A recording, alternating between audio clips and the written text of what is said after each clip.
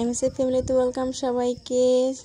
আজকে দেখাচ্ছি ঝটপট চাপা শুটকির ভর্তা। এর জন্য প্রথমে গরম তেলে পেঁয়াজ দিয়ে হালকা লাল লাল বা হালকা নরম করে ভেজে নিতে হবে। আর এর জন্য লাগবে হচ্ছে শুকনো মরিচের পেস্ট।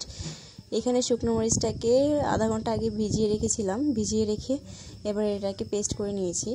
পেস্টটাকে এবার পেঁয়াজগুলোর মধ্যে দিয়ে ভালো করে নাড়িয়ে চাড়িয়ে নিতে হবে।